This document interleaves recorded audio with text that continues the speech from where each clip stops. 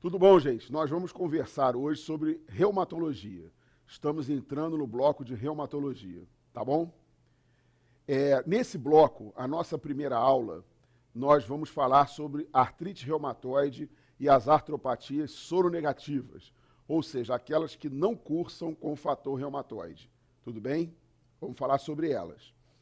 Depois, no segundo momento, nós vamos conversar sobre colagenoses, depois sobre vasculites, e, por último, nós vamos falar sobre um grupo de doenças que eu vou chamar de miscelânea dentro da reumatologia, que inclui a gota, que inclui a febre reumática.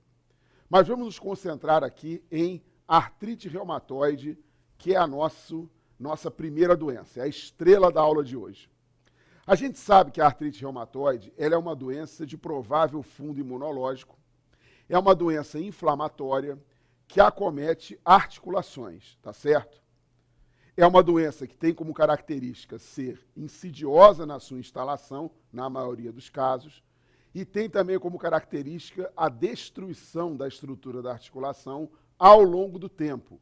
Então a gente tem que ficar muito atento para esse comportamento agressivo em relação às articulações que a doença tem. Tudo bem? Mas a artrite reumatoide, como toda doença bacana, né, da reumatologia, ela não fica só restrita às articulações. Apesar da articulação ser a estrela maior aqui. A gente sabe que a artrite reumatoide pode envolver também outros sistemas. Esse envolvimento nós chamamos de comprometimento extra-articular.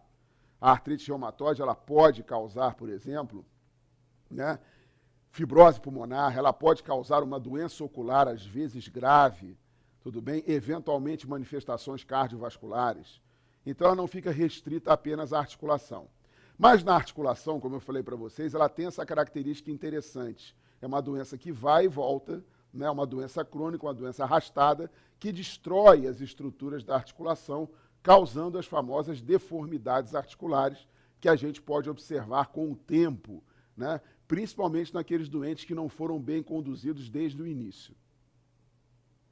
A gente sabe que a artrite reumatoide ela é uma condição que incide mais dos 20 aos 55 anos, mas você pode ter artrite reumatoide no idoso, artrite reumatoide na criança, mas geralmente entre os 20, 20 e poucos anos até os 55 é onde a gente encontra a maior parte dos pacientes. E existe um predomínio de mulher sobre homem na faixa de 3:1, 3 mulheres para um homem. Esse predomínio ele não existe mais a partir dos 65 anos de idade. A partir dos 65 anos de idade, nós temos um homem acometido para uma mulher acometida. Tá certo? Tranquilo? Vamos ver alguma coisa interessante sobre genética. Vamos lá? Gente, o antígeno leucocitário humano. O que é isso? Vamos dar uma olhada aqui no cromossoma 6. Nós sabemos que temos 23 pares de cromossomas, 22 pares são autossômicos, um par é sexual. Vamos dar uma olhada no cromossomo 6, que é um cromossomo autossômico. Nós sabemos que os cromossomas eles são formados, né, por vários segmentos de genes, muitos deles compactados.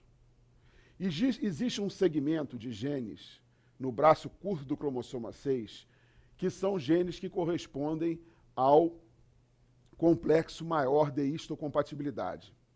Esses genes são chamados de gene HLA, genes HLA. Esses genes HLA, eles produzem, né, o produto desses genes HLA é uma parte de uma proteína que vai ficar na superfície das células, uma parte de uma proteína chamada proteína apresentadora de antígenos. Tudo bem? Ela tem uma cadeia beta e uma cadeia alfa, uma ou mais cadeias alfas. A cadeia beta, quem comanda a síntese da cadeia beta dessa proteína apresentadora de antígenos são os genes HLA. Tudo bem? Essa cadeia beta dessa proteína apresentadora de antígenos é chamada também de HLA. Então, o gene é chamado HLA e essa proteína, produto do gene, também é chamada de HLA, que é uma parte da molécula apresentadora de antígenos. Tudo bem? Nós sabemos que alguns pacientes, 50%, 60%, com artrite reumatoide, possuem um gene chamado gene HLA-DR B1. Esse gene vai produzir uma cadeia beta, tudo bem? Que faz parte da molécula apresentadora de antígenos que está na superfície celular. E parece que essa cadeia beta, ela não é uma cadeia beta muito normal. Ela é uma cadeia beta anormal, porque ela é uma molécula apresentadora de antígenos, faz parte de uma estrutura apresentadora de antígenos, que faz com que os linfócitos T reajam de forma excessiva à apresentação desse antígeno. Essa reação vai ser tão grande que o indivíduo vai ser também lesado pelo próprio linfócito T dele. Isso é uma possibilidade. Então, nós sabemos que o indivíduo com artrite reumatoide, que tem o HLA desse tipo, D de dado R, B1, ele costuma ter uma doença mais agressiva. Ele tem altos títulos de anticorpos, principalmente o anti-CCP, que eu vou dizer para vocês o que é daqui a pouco. Tudo bem? Então, HLA-DR-B1. Tranquilo? Gente, HLA-A, HLA-B de bola, HLA-DR, todo mundo tem. Mas existem diversos tipos de HLA-DR, diversos tipos de HLA-A, diversos tipos de HLA-B. Tudo bem? Vocês estão lembrados? O HLA-B27 está associado, por exemplo, à espondilite anquilosante, que a gente vai ver depois. Então, quem é HLA-DRB1 costuma ter uma doença mais agressiva, costuma ter altos títulos de anticorpos anti-CCP, que a gente vai ver depois o que é. Vamos lá. Agora vamos dar uma olhada aqui, vamos fazer uma revisão das articulações diartrodiais, tá certo? As articulações, elas podem ser fibrocartilaginosas. As articulações fibrocartilaginosas são aquelas que não existe uma membrana sinovial entre elas, né? Não existe uma cápsula articular. As articulações fibrocartilaginosas, por exemplo, é a articulação manúbrio-esternal, é a sínfise púbica. E existem as articulações diartrodiais, que são articulações onde as superfícies ósseas elas são recobertas por uma cápsula articular. Estão vendo aqui essa cápsula articular em azul? Então vamos, né, caracterizar a articulação diartrodial. A articulação diartrodial geralmente articula dois ossos longos. Ela possui uma cápsula fibrosa articular. Essa cápsula fibrosa delimita um espaço chamado de cavidade articular, tá certo? Isso é importante. E essa cápsula fibrosa ela é forrada por dentro por uma membrana chamada de membrana sinovial. O que mais que nós temos nessa figura? Nós temos o líquido sinovial circulando dentro da cavidade articular, não é isso? Líquido sinovial dentro da cavidade articular. Nós temos a cartilagem articular, estão vendo aqui? Cartilagem articular aqui, cartilagem articular lá. Tudo bem? E a gente tem aqui um músculo se inserindo, né, no osso. O músculo se insere no osso a partir de seu tendão. A gente sabe que a inserção tendínea no osso, mas também a inserção da cápsula articular no osso, nós chamamos de êntese. Tá bom? Tranquilo? Então está aqui a nossa articulação diartrodial. Tudo bem? Cápsula articular, líquido sinovial, sinóvia revestindo a cápsula por dentro, cartilagem articular. E o local de inserção dos tendões e da cápsula articular no osso, eu vou chamar de êntese.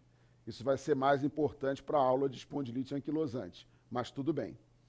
Nós sabemos o seguinte, o problema inicial da artrite reumatoide está na sinóvia. Está vendo aqui a membrana sinovial, que reveste a cápsula articular por dentro.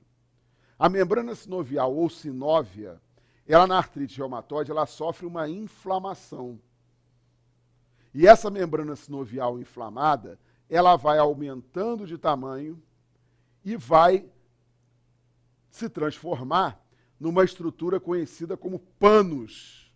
Tá? Ela vai, exagerado isso aqui, né? Ela vai aumentando, mudei até a cor dela, deixei ela em cor vermelha. Ela vai mudando, ela vai aumentando de tamanho, vai se chamando de pânus. E esse pânus aqui, na realidade, é como se fosse um pano cheio de células inflamatórias. E esse pano cheio de células inflamatórias, ele vai destruindo progressivamente a estrutura da articulação. Ele promove também a artrite, levando ao aumento do líquido sinovial, produção de líquido sinovial local, dificuldade de drenagem desse líquido. Vai havendo destruição da cartilagem articular, vai havendo destruição do osso subcondral, que é o osso que está próximo à cartilagem articular. Tudo bem? Essa é uma característica muito interessante da artrite reumatoide. Outra coisa importante que não está na figura, mas vale a pena lembrar para vocês, é que os músculos em torno da articulação, eles também são comprometidos. É muito comum com a evolução da doença, e às vezes até em fases precoces, haver uma certa fraqueza e atrofia de músculos em torno das articulações comprometidas. É uma outra característica importante da artrite reumatoide. Então, formação do pânus, esse pano inflamatório destrói as estruturas da cartilagem articular, acomete o osso subcondral, aumenta a produção local de líquido sinovial e, obviamente, a destruição da cartilagem, da estrutura da articulação diartrodial pode levar, com o tempo, às deformidades articulares, que é uma característica da doença. Lembrar também que ocorre desde o início da doença, de forma até muito precoce, atrofia e fraqueza dos músculos que estão ali em torno da articulação, além, naturalmente, de frouxidão dos ligamentos articulares. Gente, quais são as manifestações clínicas da artrite reumatoide? Vamos lá. Manifestações sistêmicas. Então, é uma doença insidiosa. Então, as manifestações sistêmicas, às vezes, elas podem preceder as manifestações articulares. Então, o paciente pode ter o quê? Fadiga, mal-estar, às vezes as mãos inchadas, sem ter relação nenhuma com o envolvimento articular, dor musculoesquelética difusa, tudo bem? Então, essas manifestações sistêmicas podem preceder o início das manifestações articulares. O indivíduo pode ficar, ou a mulher pode ficar semanas assim. Aí entra em diagnóstico diferencial de várias coisas, principalmente lúpus eritematoso sistêmico, não é isso? O que mais? Até que as articulações são comprometidas por artrite. É muito importante alguns conceitos que nós vamos rever aqui. Em primeiro lugar, a artrite, da artrite reumatoide, do lúpus, de outras colagenoses, ela não costuma causar eritema. A vermelhidão sobre a articulação não é uma característica da artrite reumatoide, da artrite do lúpus, não é. Porque a vermelhidão fala mais a favor de artrite induzida por cristais, gota, e artrite séptica. Então, muitas vezes, esses pacientes têm aumento do volume da articulação. Cápsula fibrosa espessa, muito líquido sinovial, aumento do volume da articulação. Às vezes, é um único sinal da presença de artrite. E o sintoma é a dor. Eventualmente, você pode ter aumento de temperatura local por sobre a articulação, mas obrigatoriamente não está presente, não deve estar presente obrigatoriamente. Tudo bem? Isso é uma coisa interessante para a gente memorizar. Outra coisa também, a artrite reumatoide, no início, ela pode ter uma apresentação monoarticular. Com o tempo, ela se torna oligoarticular, menor ou igual a 4 articulações acometidas, ou poliarticular, maior que 5 articulações acometidas. Com o tempo, semanas, meses, a doença vai adquirindo a sua característica de envolvimento articular, que é uma artrite simétrica e cumulativa. Essa é a característica. O que é a artrite simétrica? Tenho no punho esquerdo, vou ter no punho direito. Cumulativa, eu tenho no punho direito e no punho esquerdo com a mesma atividade de doença. Eu não tenho mais atividade de doença de um lado do que do outro. É uma artrite cumulativa. Tudo bem? Não é uma artrite migratória, é cumulativa. Tenho nos punhos, de um lado e de outro, envolvimento igual. Nos joelhos, de um lado e de outro, envolvimento igual. Não vai embora de um joelho e aparece no outro. Não vai embora de um joelho e aparece no tornozelo. É cumulativa e simétrica. Essa é a característica da artrite na artrite reumatoide. Tá? Outra característica do envolvimento articular. Mas aí, meu amigo, qualquer artropatia inflamatória dá isso, ó. Rigidez matinal, mais de 45 minutos a 1 hora de rigidez. Tudo bem? O indivíduo dorme e, quando ele acorda, tem uma rigidez importante, que vai melhorando com a movimentação. A movimentação estimula a reabsorção de líquido sinovial, que apesar de estar em excesso, acaba sendo reabsorvido um pouco, e isso melhora, né, essa rigidez. E outra coisa importante que eu já havia comentado com vocês é a atrofia muscular periarticular, que é uma coisa que, muito precocemente, na evolução da artrite reumatoide, nós já podemos notar. Vamos lá. Quais são as articulações mais frequentemente acometidas na artrite reumatoide? Em primeiro lugar, são essas três aqui: mãos, punhos e pés. Qual é a característica do envolvimento da articulação das mãos? Em comprometimento das metacarpofalangianas e interfalangianas proximais. Metacarpofalangianas e interfalangianas proximais. A artrite reumatoide poupa a interfalangiana distal. Se tiver envolvimento de interfalangiana distal, você pensa duas coisas. Ou não é artrite reumatoide, ou é artrite reumatoide convivendo com osteoartrose, que é aquela doença articular degenerativa. Tudo bem? Que é uma coisa da cartilagem articular, muito comum na população com envelhecimento. Então, poupa as interfalangianas distais. Punhos, frequentemente comprometido. E nos pés, as pequenas articulações dos pés não são envolvidas. O envolvimento maior é da metatarsofalangiana, que podem dar aquelas subluxações plantares com proeminências ósseas, né, sendo palpadas nas plantas, sendo visíveis nas plantas, na planta do pé, né? E com o tempo, a artrite reumatoide pode comprometer outras articulações.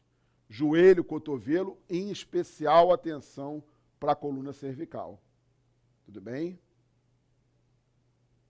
Eu vou explicar isso daqui a pouco. Mas no começo, ó, mão, punhos e pés. Mão, punhos e pés. Mão, punhos e pés. Inclusive, a atividade de doença, mesmo que você tenha em outras articulações, basta ser acompanhada por uma radiografia das mãos. Acabou. O que está acontecendo nas mãos está acontecendo em outros lugares. Então, mão, punho e pés. Tudo bem? Pequenas articulações, envolvimento simétrico e envolvimento cumulativo. Vamos embora. Ainda em manifestações articulares. O que é que um doente com artrite reumatoide ele tem medo? Ele tem medo de vasculite reumatoide? Ele pode ter, né?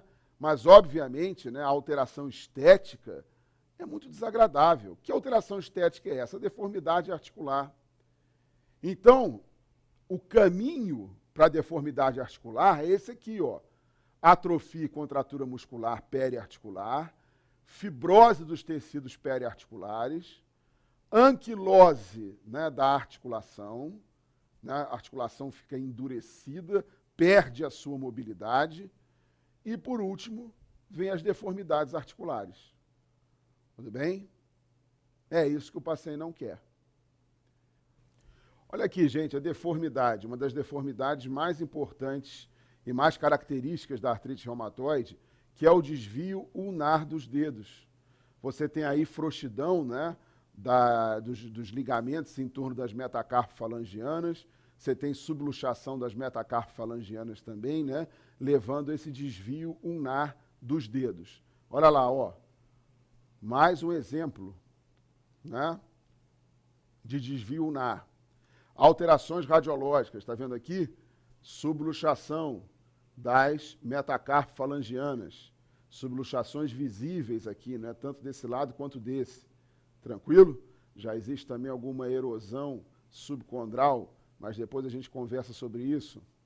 Ó, outra deformidade importante, que é a extensão da interfalangiana proximal com flexão da interfalangiana distal, que a gente chama de deformidade em pescoço de cisne, né? Repara aqui, você tem flexão da metacarpofalangiana, extensão da interfalangiana proximal e flexão da interfalangiana distal. Aí você vai me perguntar o seguinte, espera aí, você não falou que a interfalangiana distal está poupada? Realmente ela está poupada. É que essas deformidades da metacarpofalangiana e da interfalangiana proximal acabam por retrair o tendão que está lá na interfalangiana distal. A articulação está preservada. Você tem a deformidade em flexão da interfalangiana distal por tração tendínea. Tudo bem? Então, esse é o deformidade em pescoço de cisne. Flexão da metacarpofalangiana, extensão da interfalangiana proximal, flexão da interfalangiana distal. Está aqui, ó. Você consegue fazer com que esse dedo retorne, né? Só que se você largar, ele volta à sua posição de repouso, que é uma posição deformada. Tudo bem? Isso aqui é a anormalidade, né? Isso é a deformidade em abotoadura, também chamada de Botonier. O que significa isso? É o contrário, ó. Eu vou ter uma extensão da metacarpofalangiana, uma hiperflexão da interfalangiana proximal e uma extensão da interfalangiana distal. Mais uma vez, as alterações da metacarpofalangiana e da interfalangiana proximal tracionam ali o tendão da interfalangiana distal, que está inteiramente preservada, mas essa deformidade acontece.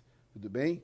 A interfalangiana distal, coitada, ela entra no bolo sem estar comprometida, mas por retração do seu tendão. Tudo bem? Vamos dar uma olhada. O que mais que nós temos? Aqui, ó. Deformidade em abotoadura, Botonier. Tá vendo? Ó, uma outra alteração no punho, uma combinação de envolvimentos de metacarpofalangianas com punho pode dar a deformidade da famosa mão em dorso de camelo. Isso também é característico da artrite reumatoide, já com deformidade articular. A gente não quer que isso aconteça, né? A gente tem que intervir antes disso aí acontecer. O envolvimento do joelho na artrite reumatoide pode acontecer? Pode, dando derrame articular. Lembrar que o derrame articular, né, ele é sentido pelo sinal da tecla do piano.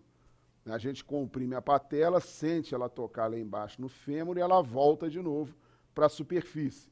Sinal da tecla do piano. Com o paciente em decúbito dorsal, tá certo? O examinador faz, né, realiza essa manobra para caracterizar a presença de derrame articular. É o que eu falei muitas vezes para vocês. Às vezes, na artrite, a gente tem só o derrame, né? Eritema, na artrite reumatoide, muito difícil ter. E aumenta a temperatura, eventualmente não tem. Então, assim, a gente pode detectar o derrame articular. Outro fenômeno que pode acontecer na artrite reumatoide, né? Existe uma estrutura aqui chamada ligamento transverso do carpo, e aqui o nervo mediano que está em amarelo passando. Tudo bem? Vai do primeiro até a metade radial do quarto dedo. Essa é a irradiação do nervo mediano.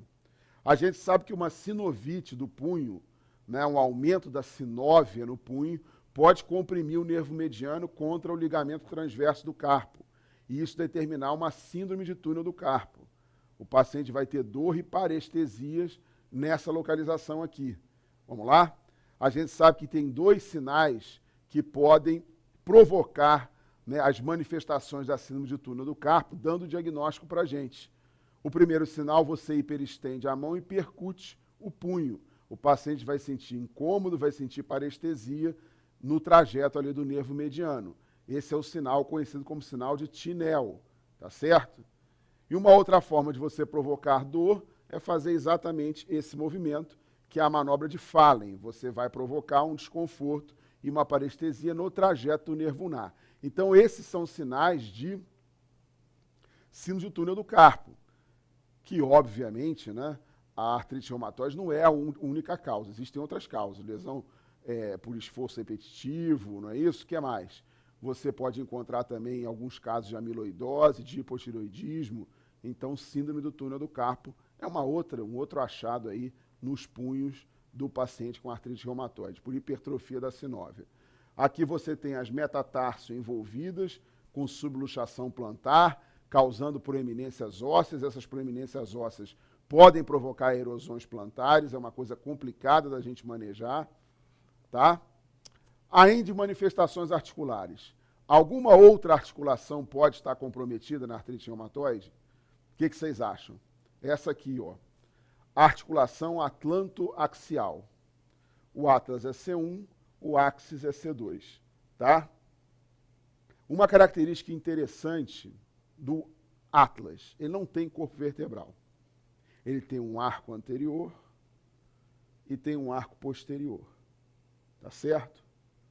O axis, ele se articula com o atlas através de uma apófise, que vai para cima, chamada de apófise odontoide, tá? O que a gente sabe aqui, ó? Essa região da radiografia não corresponde a C1, corresponde a C2, que é a apófise odontoide de C2. Ela vem, a C2 está aqui o arco posterior de C1, arco posterior de C2, e aqui, né, está a apófise odontoide, que é uma estrutura de C2. E aqui está o arco anterior de C1, arco posterior de C1, arco anterior de C1. Quando você olha uma radiografia, né, já que a apófise de C2 vai lá para cima, a distância entre a apófise de C2 e o arco anterior de C1, essa distância tem que ser menor que 3 milímetros. Quando C1 corre por sobre C2, essa distância fica maior do que 3 milímetros. Nós chamamos isso aqui de subluxação atlanto-axial. Tá certo? Então, vou repetir. C1 não tem processo espinhoso, é arco posterior e arco anterior. C2 tem uma estrutura que vai lá para cima para se articular com C1, chamada de apófise odontoide.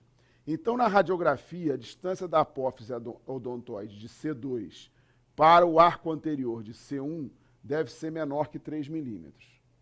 Quando você tem mais do que 3 milímetros, você tem uma subluxação atlantoaxial. Graças a Deus que o forame vertebral de C1 e C2 é triangular e é muito largo. Então, as subluxações atlantoaxiais, elas podem passar desapercebidas porque o doente fica assintomático. O grande problema, né, é quando essa subluxação é importante ou quando o paciente sofre um traumatismo, um acidente automobilístico, por exemplo. Então, esse deslizamento pode ser aí torna-se tão importante que pode haver comprometimento da medula espinhal, levando a paraparesia ou tetraparesia ou tetraplegia, com morte, não é isso?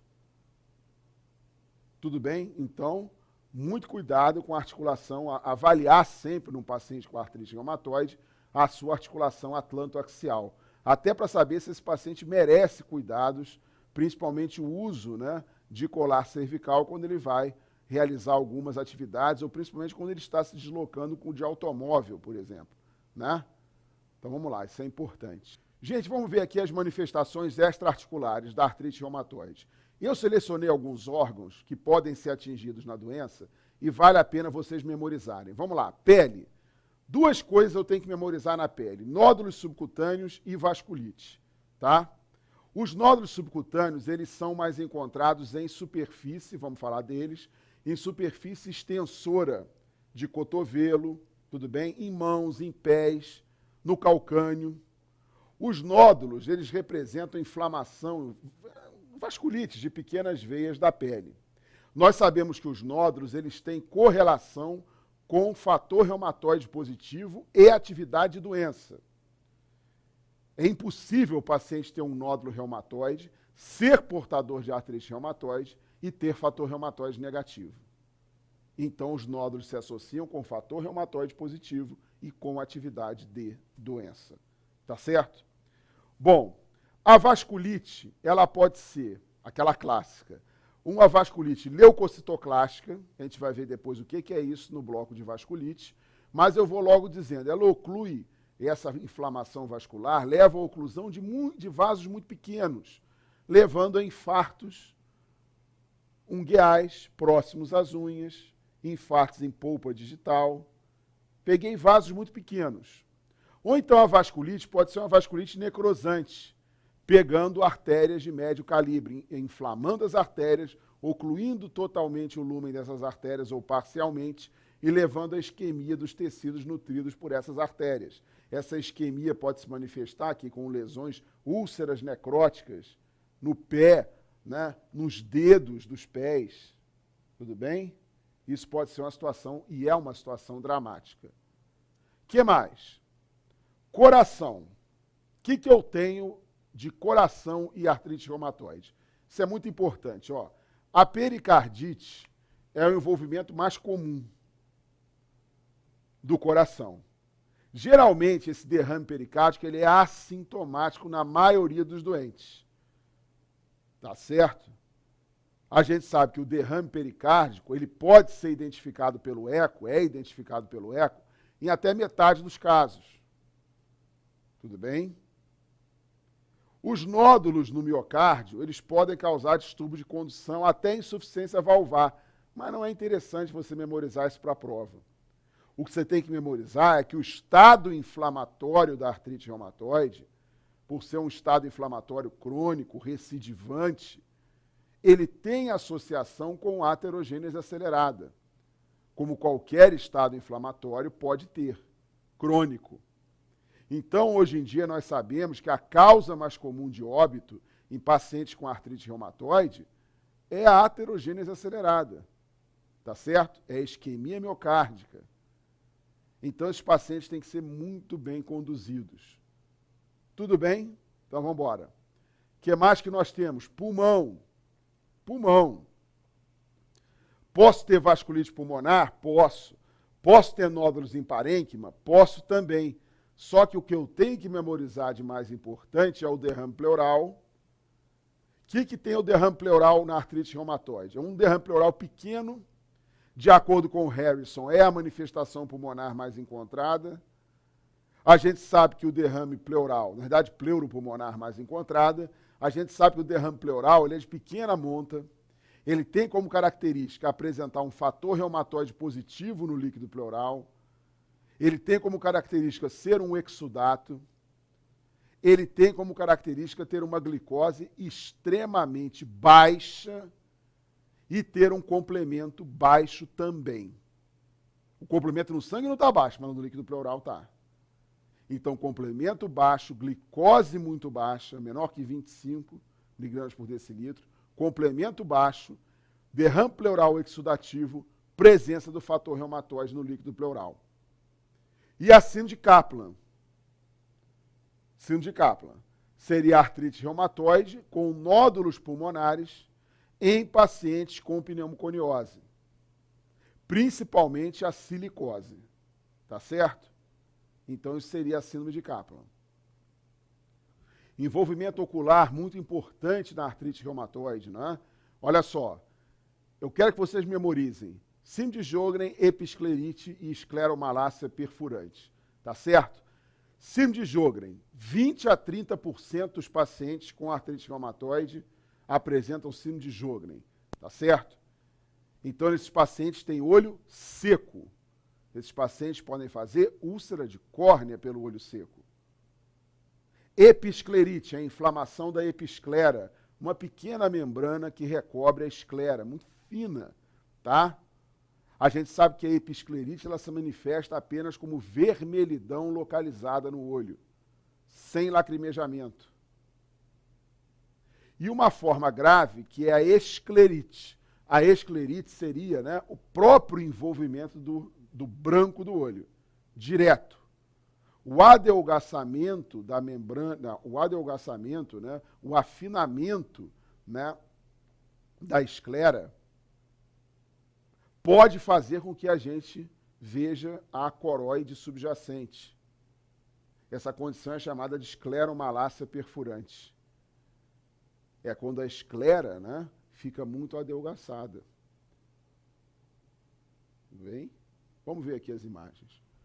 Aqui, ó, é uma episclerite. É uma vermelhidão localizada e mais nada. Aqui, ó, uma escleromalácia perfurante. Peguei a esclera, o branco do olho, ficou fino o branco do olho.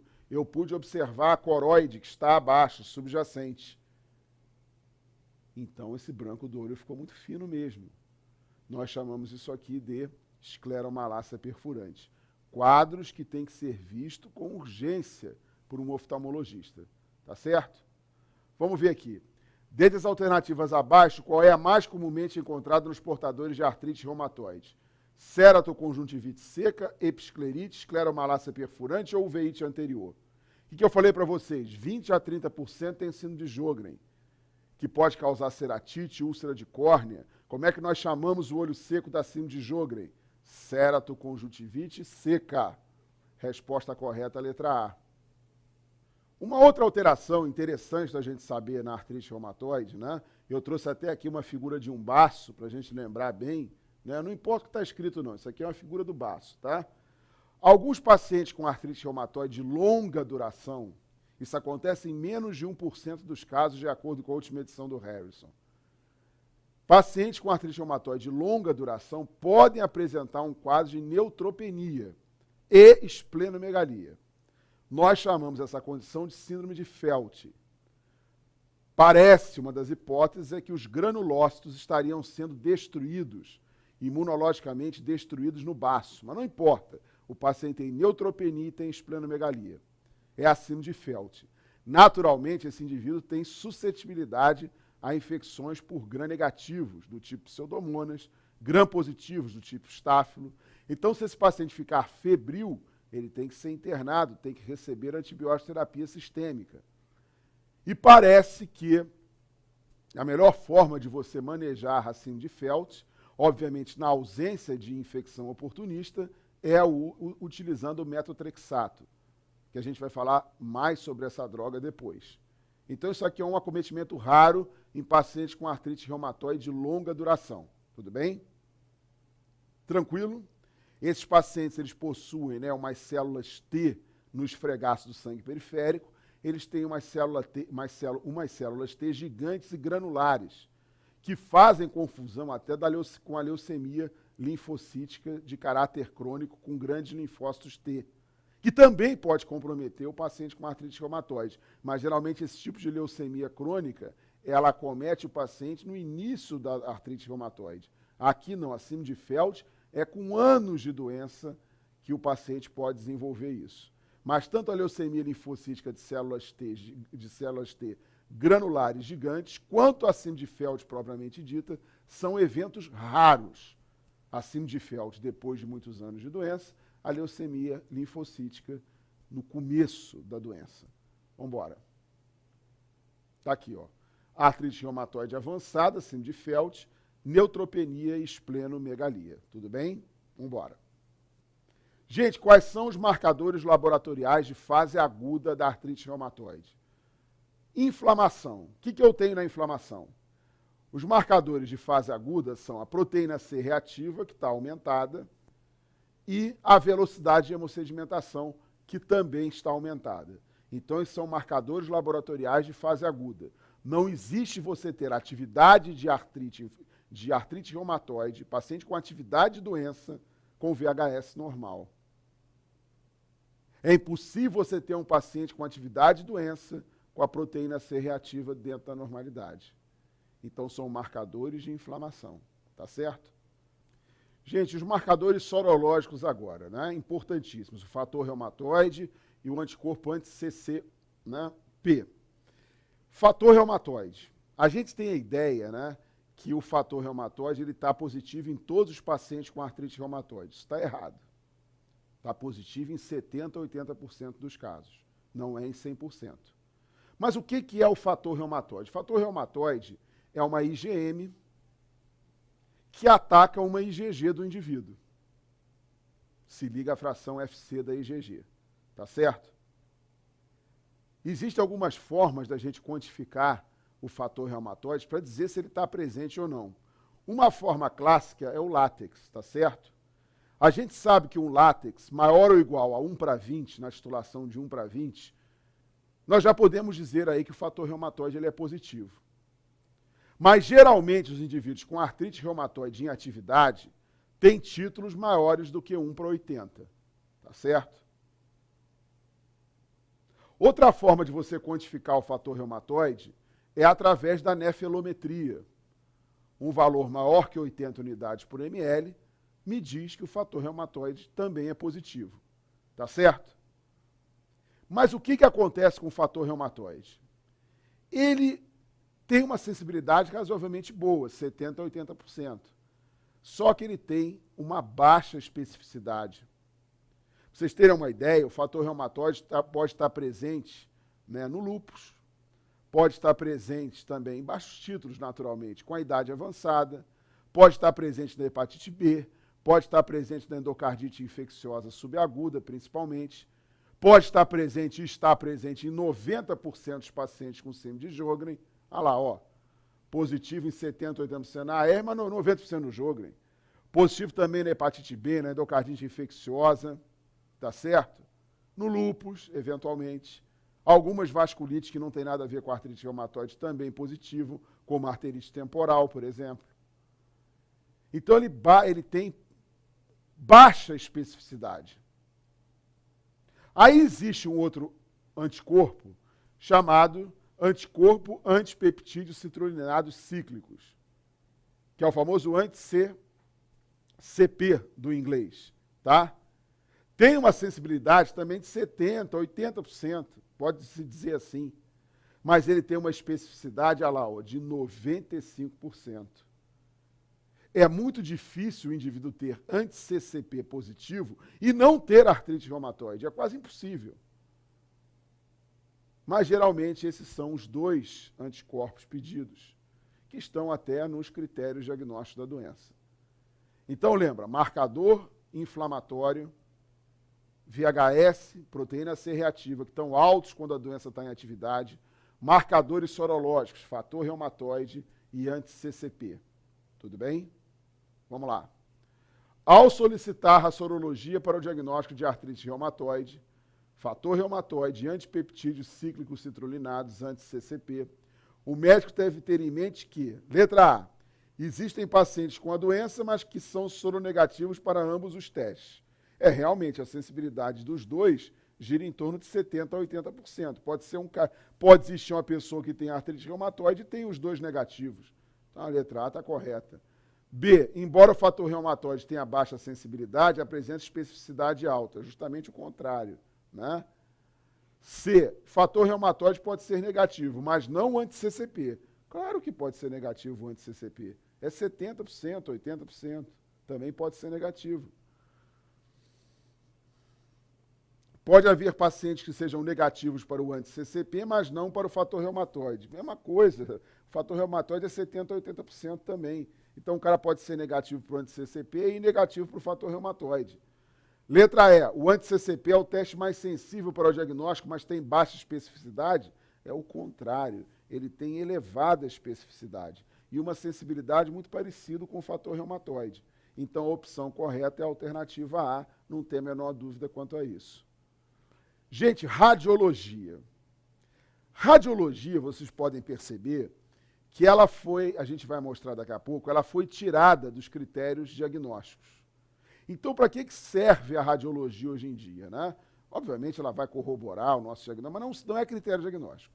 Mas a radiologia serve para nós termos uma ideia da extensão da doença. E a radiologia serve também para a gente acompanhar a resposta da doença ao tratamento. Existem determinadas drogas que podem levar o paciente a uma melhora radiológica. Outras drogas também impedem a progressão das lesões radiológicas. Então, a radiologia ela é muito usada e será sempre usada para avaliar um paciente com artrite reumatoide, tá certo? Quais são os achados principais numa radiografia simples? Aumento de partes moles, osteopenia justa-articular, destruição da cartilagem articular, erosões ósseas, anquilose, né, que é a articulação rígida, subluxações, Tudo isso aqui nós podemos observar numa radiografia. Vamos dar exemplo aqui, olha, de uma mão normal, inteiramente normal essa mão, viu? Agora, olha aqui essa mão com artrite reumatoide. Observa que existe subluxação, está vendo aqui? Bone displacement é a subluxação, tá? Existe um desvio ulnar, principalmente das metacarpofalangianas, vocês estão vendo aqui, não é isso? E aqui, aonde eu estou circulando com o meu dedo, tem uma baita de uma erosão óssea, está vendo aqui? Uma baita de uma erosão óssea. Então, a radiografia serve para a gente acompanhar a evolução da doença, serve para avaliar a extensão da doença. A gente sabe que a radiografia das mãos se correlaciona muito com a extensão da doença em outros locais. E a ressonância magnética? A ressonância magnética, ela é até uma imagem que nos fornece o diagnóstico de sinovite de forma mais precoce do que a radiografia. A mesma coisa a gente pode dizer de erosões. Um achado muito interessante, né, precoce também na artrite reumatoide, é o edema da medula óssea justa articular. Tudo isso aqui pode ser visto antes na ressonância do que na radiografia. E a radiografia, obviamente, não vê a sinovite. A radiografia, obviamente, não vê o edema da medula óssea justa articular. Então, o envolvimento precoce da sinóvia, a sinovite precoce, erosões e edema da medula óssea articular são elementos que a ressonância magnética nos trazem para uma avaliação mais precoce da doença. Às vezes, na radiografia, você olha assim, não tem nada nessa radiografia, é uma radiografia ainda normal desse paciente com artrite reumatoide. Aí você vai fazer a ressonância, aí bate com edema de medula óssea justa-articular, bate com uma sinovite, né? Então, a ressonância já nos fornece também informações, porém mais precoces. É bom isso, né, para a gente começar o tratamento de forma mais precoce possível. Olha aqui, olha que coisa interessante, ó. A seta azul mostra para a gente uma erosão óssea, tá vendo aqui? Olha lá. E a seta branca fina mostra outra erosão óssea nessa sequência da ressonância. Só que essa aqui é muito pequenininha, né? Tem que ter um olho danado para ver. Agora, essa aqui é bem grande, tá vendo? Isso pode não ser visível numa radiografia simples. A ressonância vê isso precocemente.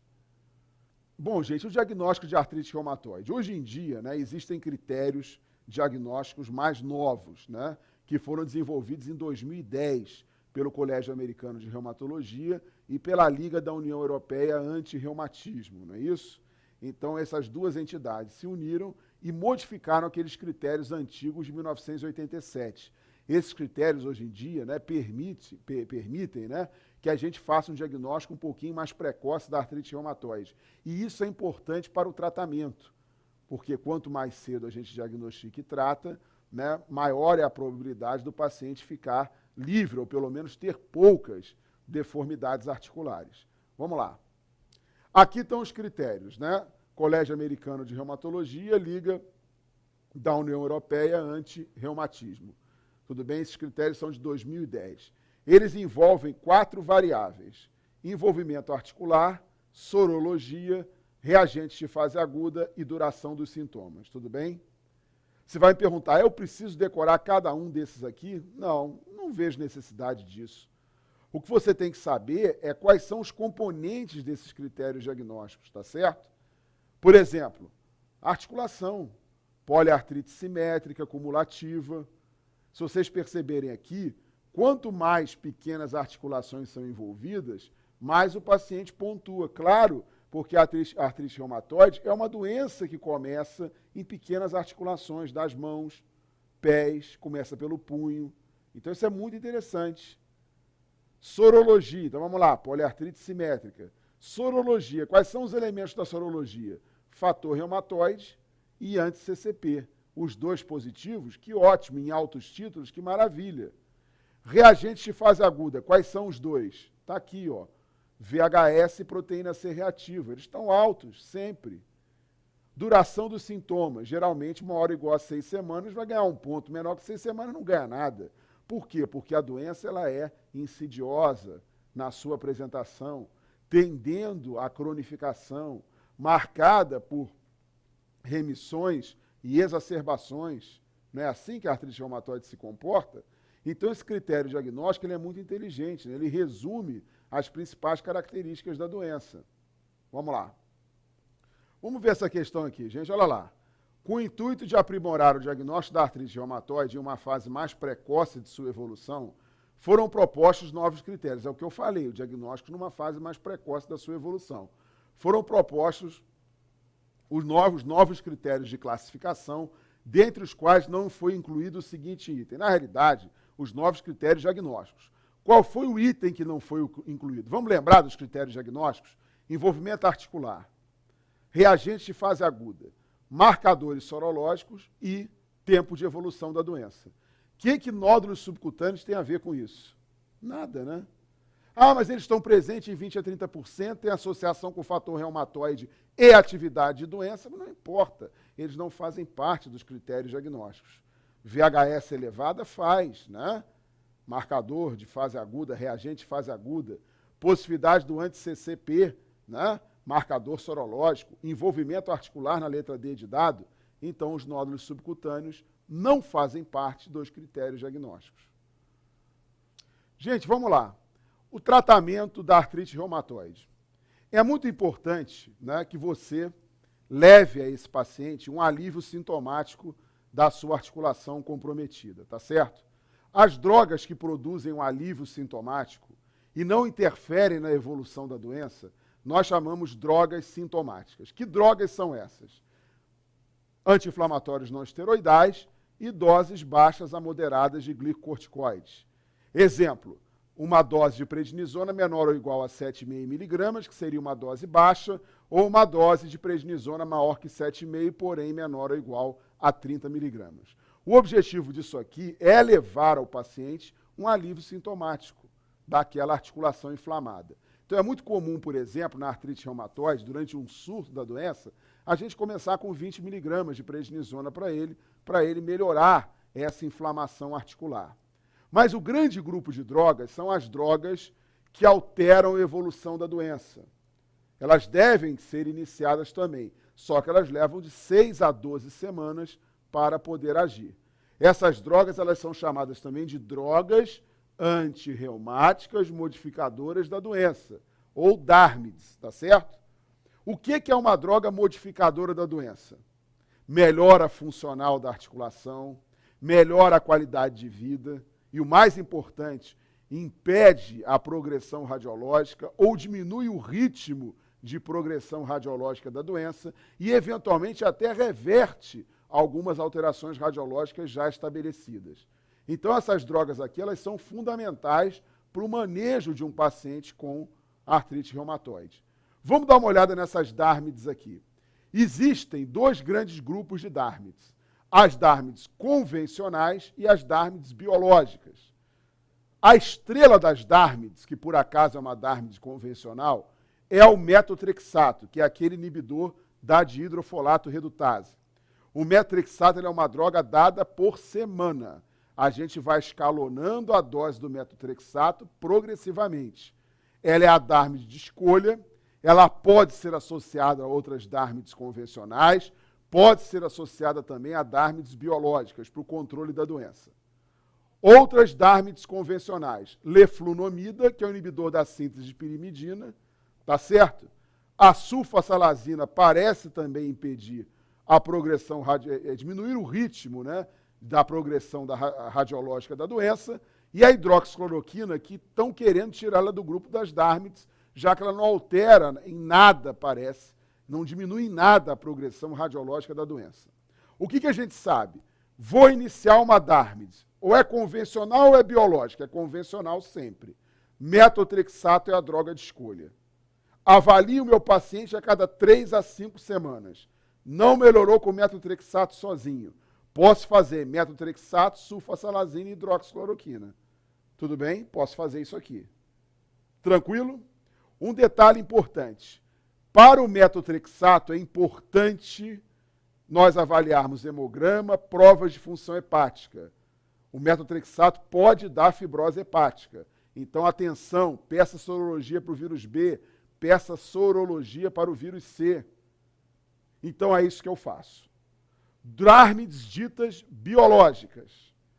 O ideal é que você faça uma DARMID biológica Em duas situações, você não está controlando a doença com uma DARMID convencional apenas, ou então você já tem mais de 6 meses de doença.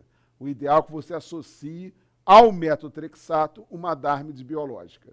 Tá certo? Aí você faz sozinho o metotrexato mais uma DARMID biológica. Tudo bem? Sozinho, que eu digo dentro do grupo das convencionais. Só ele e mais uma DARMID biológica. Quais são as DARMIDs biológicas disponíveis para a gente tratar as doenças autoimunes?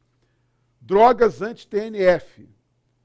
Todas essas aqui, a Tanercept, Infliximab, foram das primeiras drogas dentro desse grupo. As drogas anti-TNF, elas têm que ser dadas com cuidado, porque elas podem levar à tuberculose disseminada.